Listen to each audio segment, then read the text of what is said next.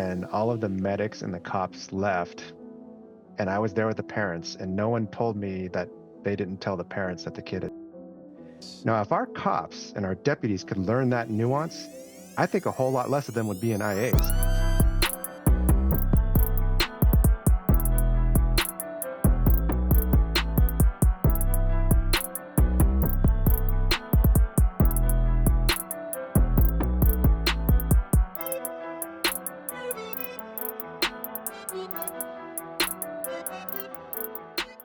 Welcome back to Internal Affairs, a police podcast here with the IA guy.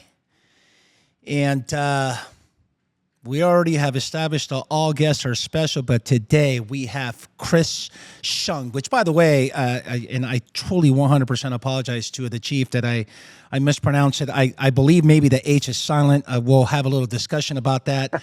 But however, we're going to have a great conversation with the man, the myth of the curb, right? Is that correct, Chief? I don't know about the man or the myth, but yes, with the curb, you could say that. With the curb, I like that. That's a little catchy. I kind of like that. Hey, thanks for coming, man. I really appreciate you taking your time. Absolutely, it's a pleasure and honor to be here. Awesome. Well, hey, man, look, let's get started with, you and I have been having a lot of conversations. We've crossed paths, obviously, because you're a really good friend of my boss, Scott Savage.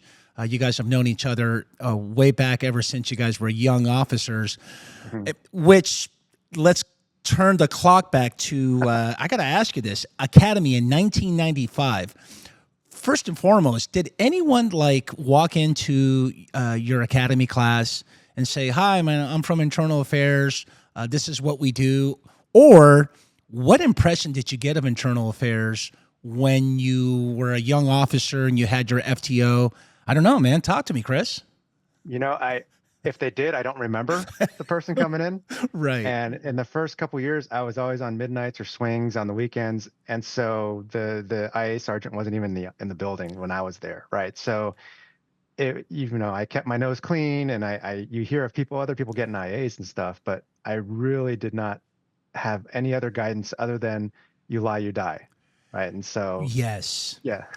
Chief, let me ask you this. Why do you think that this negative stigma attached to internal affairs still exists till this very day? It's just a big mystery, right? And when cops don't have the answers, they tend to fill in the blanks. Now, I know none of your listeners are ever into conspiracy theories, and no one on Graveyard, when they're parked next to their beat partner, ever talks about conspiracy theories. But, when you don't truly understand how something works, and not everyone rotates through IA, but when you don't go through that position, you don't understand all the different layers of procedure and process and POBAR and all of that stuff. So of course it's a big mystery to everybody. Do you think that mystery, well, let me ask you this. Who do we hold accountable for why is it a mystery? I think obviously admin has some responsibility, and the annual legal update trainings or whatever continued professional trainings, they'll generally have the IA sergeant come in once a year maybe and say, hey, here's a list of ways to stay out of my office. And then early on I got involved with our association. So I was a board member. Eventually I was a POA president for a term.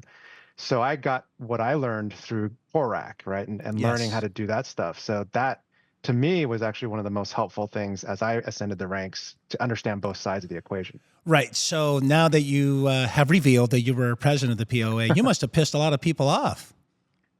You'd be surprised. Actually, in Mountain View, it's actually the opposite, because we had a thing going where the last, I think it was 2 or 3 chiefs in a row, myself included, were all former POA presidents. Oh, wow. And because of that, we actually enjoyed a very good relationship between admin and the line level. Right. Now, could it be because your practices of discipline doesn't always have to be an IA? Would you Correct. Would that be fair to say? Yeah. Not everything has to be an IA.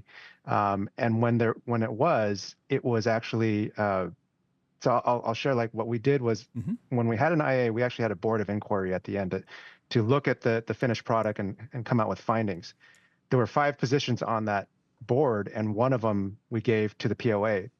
The POA had representation in that setting, and another one went to HR, and then 3 were from, managers or supervisors within the agency.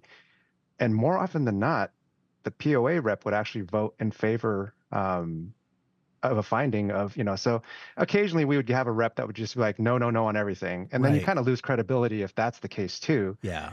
But over the years, even the POA recognized like, hey, look, we're not going to blindly just like, excuse bad behavior. So, so there, we try to remove as much of the mystery as possible. Yeah. Obviously we have to stay within the guidelines and everything. Yeah, no, totally. I'd be the first one to tell you that in my time in internal affairs, I always felt like, especially working as an advocate in an LAPD, we have a unique system with discipline where if you're facing like serious allegations of misconduct, false statements, misleading statements, perjury, a conduct unbecoming that's just real egregious, those type of allegations end up at a hearing. It's kind of like a trial setting, 3-panel member, it's a lot to explain. However, I found myself putting on basically in a prosecutorial role representing the chief of police. And a lot of them were these termination cases that were facing false statements. But out of the 30 plus that I have done, only a handful were actually righteous. Hey, you know what? You lie, you die, like you said. It's and you got to go. We don't need bad apples in our organization. We can agree to that. But I often always wonder about the other 25. In other words, why is it at this level? Why do we have 2 command staff officers away from their command where they can be actually very effective in operations and taking care of their own command? And I know you come from a small agency, but don't you feel like sometimes the process in it itself is just, we can do better?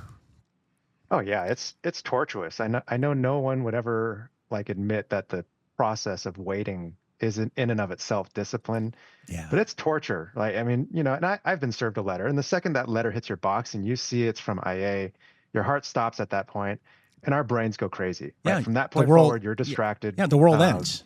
Yeah, and the double whammy is, now any witness officers are given the same letter. No one could talk about it, so it's like having an elephant in the room on every call you go to, and and it's gotten better now, but in the past, people didn't have great outlets, right? And wellness and all that stuff. So what do? You just get more and more stressed, and if it's a serious allegation, it just gets worse because now you have attorneys involved, and of course nothing ever happens quickly. There's they set dates and those get extended, and it just it's a lot. It's a lot to deal with. Yeah, and you know what? I want to touch a little bit on this particular. We'll go on the same vein, but I do understand it touches the curve that we're going to talk about later on. But aren't we like the biggest hypocrites when it comes to our profession? I say that very narrow because we preach the thin blue line and like we're this one big happy family. We're 2 weeks away from Thanksgiving.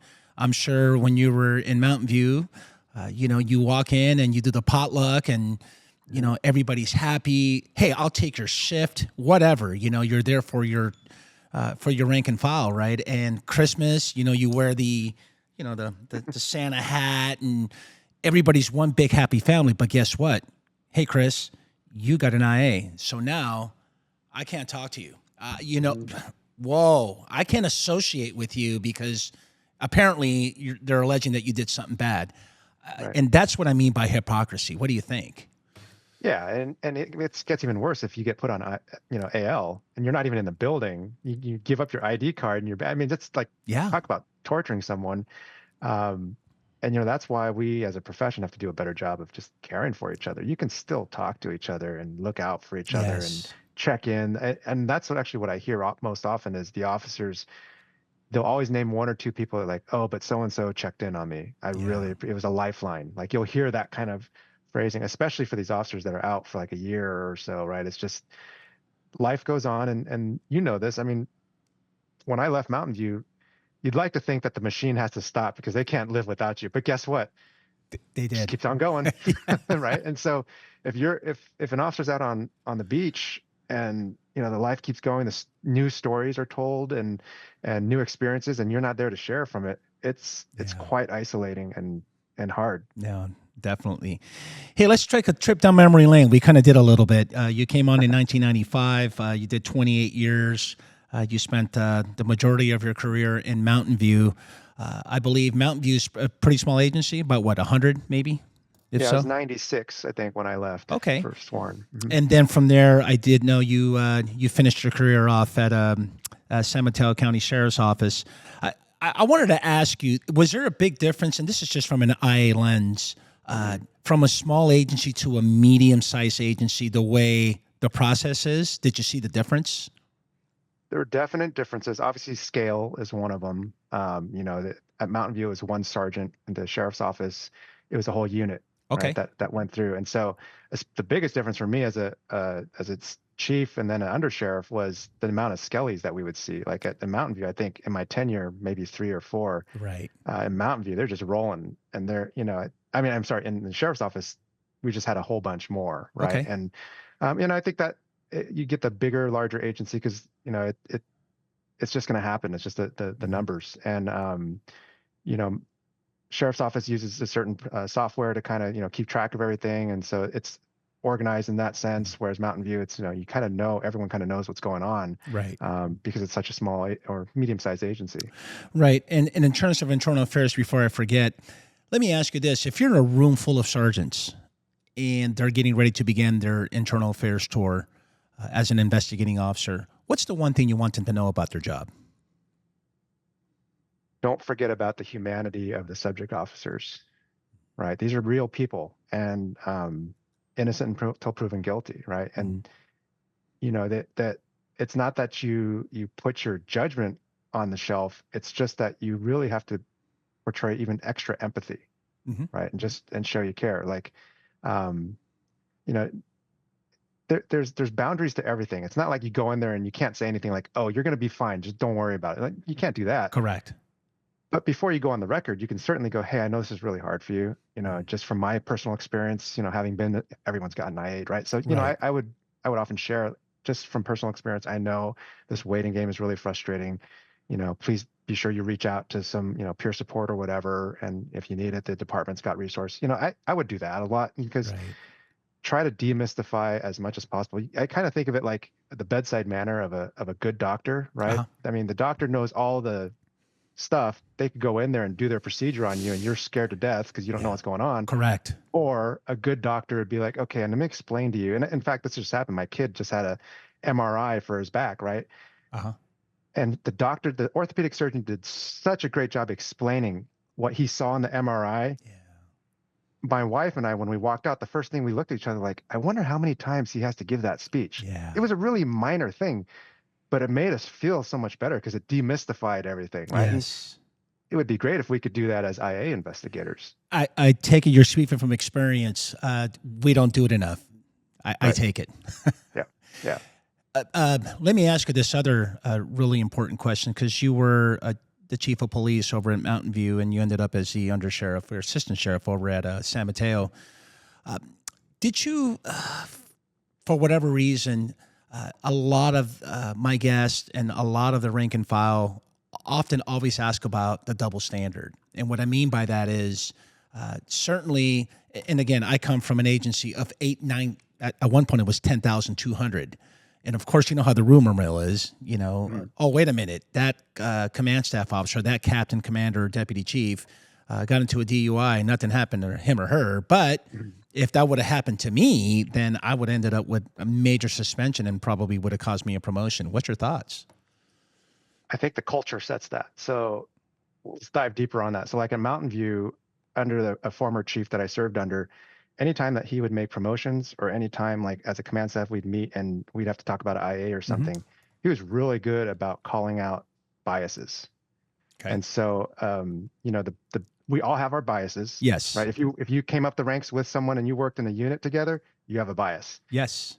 If you were a dope detective and someone else is in like SRO or something, you have a bias, right? So, what the chief would do is he would sit around and call that out and say, hey, before we talk about this topic, let's just make sure we put our biases on the table. Yeah. And I don't want to hear any examples of something that happened 10 years ago. We just need to know the last relevant information, right? So that helps to level set that. And that's the role of the leader. A leader has to do that in the culture and train. It's almost like a muscle. You have to train your Yeah. command staff to think fairly, Hmm. to put personal relationships aside and such, and then, in my other experiences, I've seen where personal biases are not checked or called out.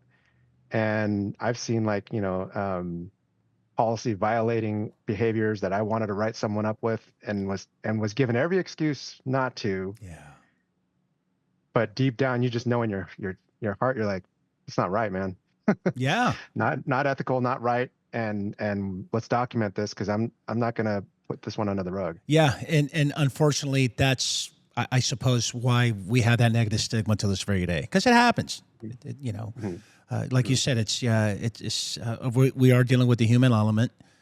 Sometimes you can agree to this, is that you get in IOs that it's a little self-serving. They have these expectations like, oh my God, oh yeah, it's Chris. I know that he did that. Oh, it's Marlon. Oh, for sure, this is going to be sustained. And Right, and right. that kind of sucks. Mhm.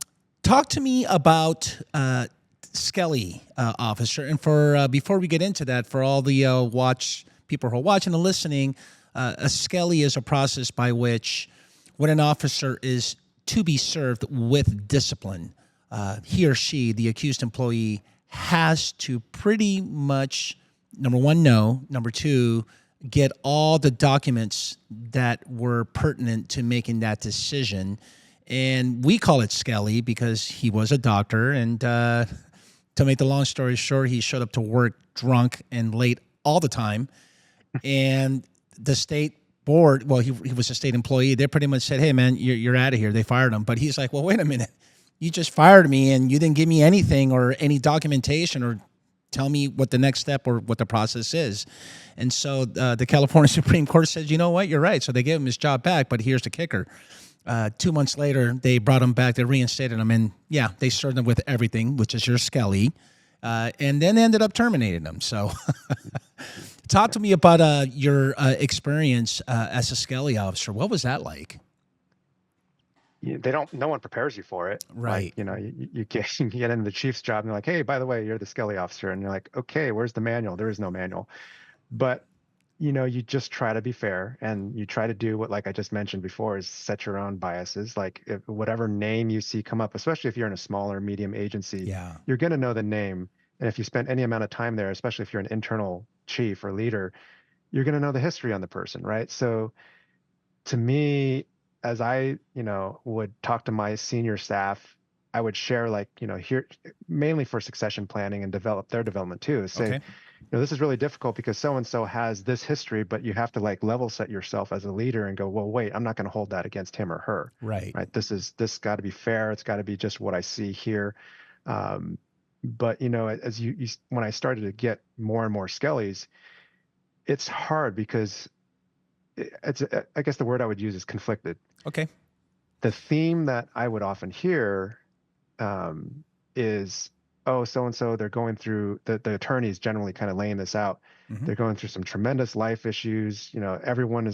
Someone is generally really, really sick. And the first few times, it's like, okay, I'm a very compassionate guy. My heart goes Right. out to them. But then, Right. like, by the 10th or 11th, 12th time, I'm like, it seems like everyone. So and the next person that comes in with the same kind of reason or excuse, I just like, well, I still need to give them a fair shake, but Mhm. it's just weird, right? You start seeing themes. Right. But on the same vein, what really stands out to me, what makes a difference, and I don't know if I'm similar or different than most Skelly officers out there, but people that take responsibility for their actions is a Mm. big deal for me. Hold himself accountable for sure. Yeah. Accountability goes And far. there's a difference between falling on the sword and saying it because you're being forced to say it, or your attorney's like, yeah, you need to say this. But then you can tell when someone's they come in and they're broken, they put their head down and go, Yeah. man, I just, Yeah. that to me is way more impactful than excuses. Yeah. No, We can totally. we can all come up with different excuses. Excuses can fill in some blanks, but really, is it a mistake of the heart, or is it a mistake Stick. of the Yeah, mind? I missed it. Yeah, absolutely. Intent. On a lot of these allegations, when there's repeated instances Uh of huh. whatever the misconduct is, then you're like, look, I can excuse one or two, but man, you're lazy. That's what it is. You're Yeah. lazy. Yeah. But you can't say that either. No, of course not. You're thinking about it. You're like, Yeah. Chief, let me ask you this though: in your times of dealing with these Skelly hearings, did you have one that was challenging? And what I mean by challenging is, could you recall maybe one perhaps had like serious allegations, like maybe a false statement or a misleading statement? You know, you and I both know, like you mentioned earlier, you lie, you die. Any of that sort that came across? You know, the ones that impact me are the ones where the officers or deputies are in the beginning of their career, Mm-hmm. and they just, I don't know if it's like they thought they could get one past the system or whatever. And it's like, man, they had so much promise. They Yeah. have young families, kids, the whole career ahead of them. All they had to do was just tell the truth, and they Right. didn't. Right. And that like breaks my heart, because now it's like, they're done for in this whole Yeah. career. Like they And will never they come were a back. good cop. They were a good. Yeah. Yeah. Yeah. And they were a good cop. And you see that, right? And I mean, I don't know how we could fix that in the system, but really, really good cops do make mistakes, but society and the courts will not allow for it. And maybe they shouldn't, right? I mean, you can't be a liar, but Right. And the subsequent question to that is, when there is a false statement, for example, you and I both know preponderance is mhm. pretty much 51% more likely than not. Did you at times, and I don't know if you experienced this, feel as though, hey, you know what, maybe we need to crank that up to like 80 or 90, because let's be real about this. We're accusing this officer of being a liar. So there better be like Yeah, a substantial amount of evidence, because once we sustain it, which pretty much means it occurred, we're going to find him guilty, if you yeah, will. yeah. We're going to have to end up terminating them. So I don't know if that's been your experience where, yeah, it's more likely than not, but when you start talking about a false statement, which I take very dear to my heart in Savage Training Group, I have a whole block about a false statement and a misleading statement. As a matter of fact, my beloved LAPD, which I thank so much in my experience, we actually have a definition Hmm. of such. And I share it with the class to let them know, hey, listen, if you're the IO, you really, really need to think about not just how it's defined, but what you're actually trying to accomplish. One, two, if you're the adjudicator, you better have a substantial amount of evidence. I always say like 80 or 90, just crank that up to say that, hey, I got like 5 witnesses, this type of evidence to say that you actually lied, as opposed to that one-on-one. What's your thoughts about that?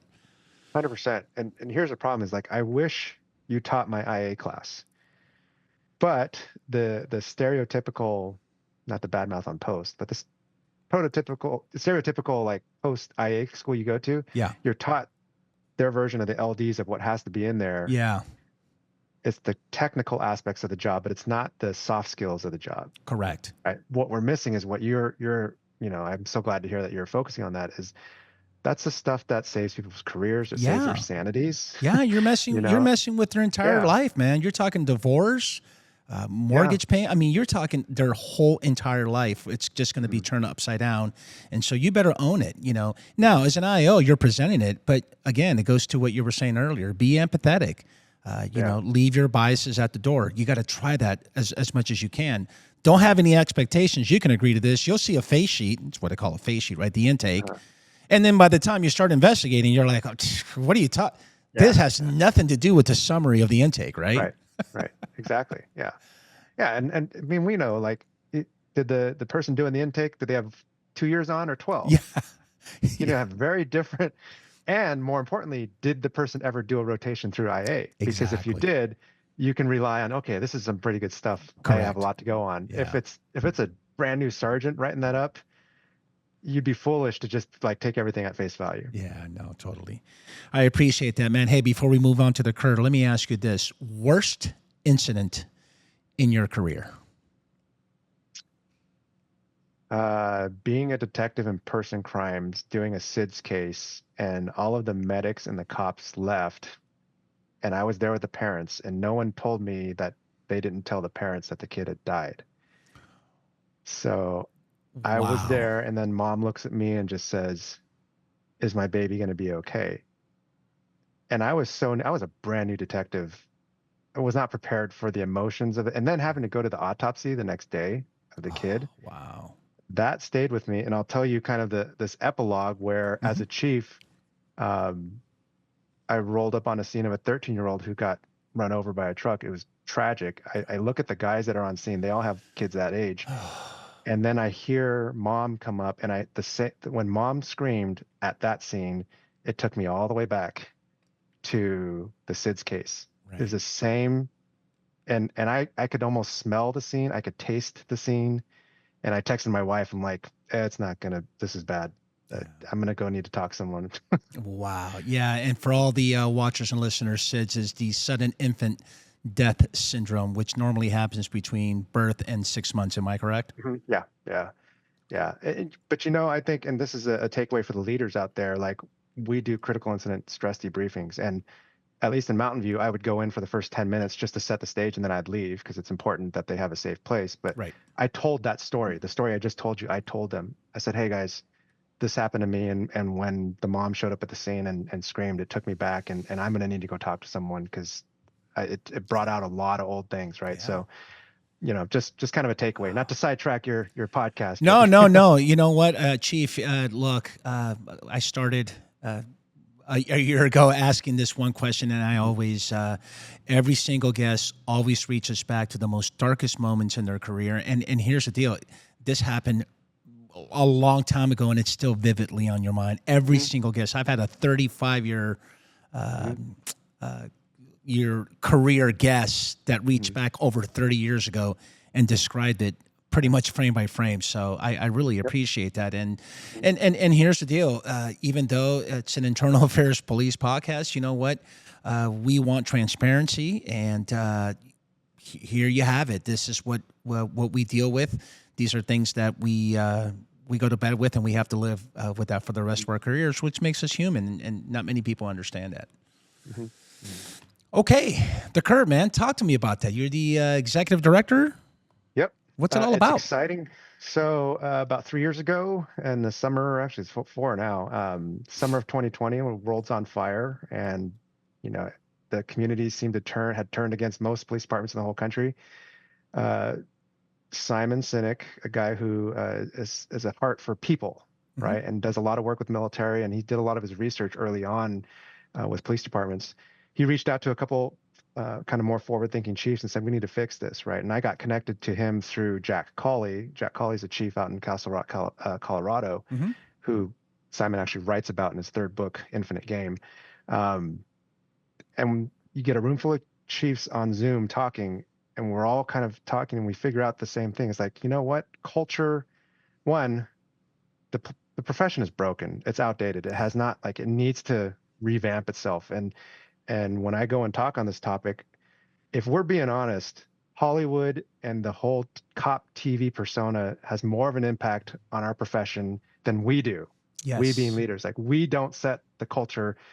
We kind of like some of the way we're portrayed in the news and stuff. And heck, most of us got hired or went into this profession because of a show. I mean, for me, it was T.J. Hooker and Yeah. Chips, right? And Yes. you can date the cop depending on which show they say. But even nowadays, like, you watch shows like Live PD and stuff, and you start wondering, are the cops behaving the way they are because of Mm, what the camera crew or the yeah. TV shows? So the curve was founded to go, you know what? Policing culture and leadership culture has to be driven from the inside out, from the top down, right? And um, really, it's like, what's the purpose of police? The purpose of police is to protect the vulnerable from harm. And we talk about language mattering. If I'm on a foot pursuit and in a knockdown, drag out fight after that, I finally get the cuffs on the guy. That guy is now vulnerable. But we don't use that language when we teach like defensive tactics. We just, de-escalation, this and that, which has its place. But we don't frame it in the sense that once those cuffs go on, that person is in your care and custody. They are vulnerable. Same Yes. thing in a corrections setting. Everyone in a custodial environment, vulnerable. Guess what? There's a third arc. Everyone within your police department who works there is vulnerable. They're all dealing with something going on, right? So we try to teach leaders at the top, you need to be aware of this, and you are the culture setter of your agency, and you need to proactively create a culture by design, not a culture by default, and let Hollywood do it for you. Culture by design can take a lot of shapes and forms, but I mean, you all know this. Every agency is different. It's got its own feel and everything, and you can generally Yes. look at the leader or the upper echelon it's got a certain look and feel, Yeah, right? And totally. so, and let me give you a practical example. In the academy setting, we hire officers and deputies because of their background. They do great on the oral boards, all this diversity and stuff they bring. Day one of the academy, what do? We scream at them and make them do push-ups until all that is gone and they are Yeah. no longer individuals. They're all one unit. I get it. We do it because we have crowd control training and we need discipline. Okay, Yeah. that's fine. I will Paramilitary. accept it. Yeah, Yeah. I accept that. We do need that training. But what's missing is, and this is a curve thing too, is when's the last time we taught human skills? How to have a difficult conversation, how to actually listen. There's a difference between, so listening is not hearing words.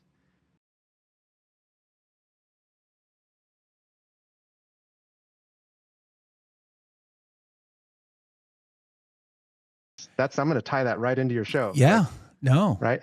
I like that. Even even in, those settings where you have a supervisor and a subordinate in a counseling session, very few times they're actually communicating. They're either communicating with their rank, with no humility, with no empathy. And so it really just kind of opens us up. Like, imagine a world where your leaders care deeply about the people in their charge and led with empathy. And empathy is not weak. I will tell you, it takes more courage to lead with vulnerability and empathy than anything. But when you've worked for leaders like that, you love it and you will always go back to them because you know that they have their best interests for you. 100%. Right. And so it's a lot of that. It's just trying to change that. And it's been gratifying. I mean, we are in our 4th year now, and it's a movement. Like, we see it as a social movement where, take it or leave it. If you don't like it, that's fine. There's plenty of other up and coming leaders that are really just excited about what we're doing. Let me ask you something, Chief. With Curb, a lot of your clients come from small agencies more than bigger organizations. Would that be fair to say?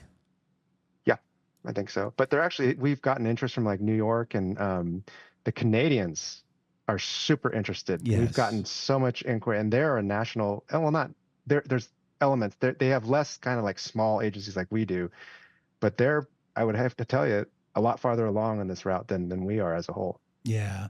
And the reason why I say that is because in listening to you, I think that culture, I always say this, culture dictates pretty much what you do and what you don't do. And that is the honest truth. Culture eats pretty much everything, and it has a major impact on smaller agencies than big agencies. And I just come from experience, I suppose. In LAPD, you can work in Devonshire Division, which is one of 23 divisions, and get an IA, or you have a bad reputation, and you can just go transfer to a whole nother division.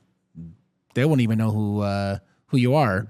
But if you're in a small agency and you get an IA, telephone line starts, the rumor starts, and I suppose, and hopefully, and I take a Curb is addressing that one element of like, look, the decisions that you make have such an impact, not just on the accused employee, considering being an IA, but it has an impact on all other stakeholders like the community, your colleagues, your sergeants. It's big. It's a big responsibility. Yeah, and it is scalable. I mean, even though the department might have a certain culture, a sergeant has the ability to shape the culture on their team. Yes. Right. So, yes. Some just want to punch the time card and let it be. Some just make it incredibly fun to work and hook and book and just have a great time in an ethical, professional way. And then there's the other side, the lazy, get out of work. And so it works for any team unit environment. Okay. Well, good, man. Hey, how can we get a hold of you? LinkedIn, I'm on there a lot. Yeah. So that's one of the best ways. Also on Instagram, I think it's at chris.hsiung. If you good luck spelling the last name. But I kind of covered that a little bit. I was kind of being easy on you, and my apologies for the silent H. I'm sure you get that a lot. Yeah. But the Curve is, thecurve.org. We're actually doing a website redesign right now. So we're excited on, showing off a lot of different stuff in the near future. That's awesome. Chief, I'll leave the floor up to you. Any advice that you have for anyone that wants to come on and become a law enforcement officer? What kind of advice do you have? It still is a very noble profession that we need people that have their values straight. Like, don't do it because you want to wear the cool tack gear and look awesome or feel good about yourself. We need people that want to serve others who don't see other people as lesser than you are, right? I remember one of the people we let go on probation was because on a traffic stop, the woman asked him, and we had already had a lot of issues with this officer, but Hmm. the woman asked him, what gives you the right to pull me over? Instead of saying the professional response, he turns and points at his shoulder and goes, "This right here. Wow. Yeah, you're done. We're done. We're Yeah. not going to be able to fix that." Right. So we Yeah. need good people because, the bad ones obviously have made a name for the profession and it's Yeah. unfair. And it's not representative of all the great men and women out there. Chris, man, thank you so much for stopping by. Please accept my invitation where you're out here in LA. The studio's here in Pasadena. I would love to have you come in. It's much better in person, and I'm sure that you and I can have a conversation about maybe a viral incident at the time, and to get your opinion. A good breakdown would Sounds be great. great. I know that we're going to cross paths again because of Scott Savage. Thank you so much, and we will see you soon. Hey, it's been an honor. Thanks. Thanks, Chief. And like always, please be safe out there, and don't forget to go Code 6. Thank you.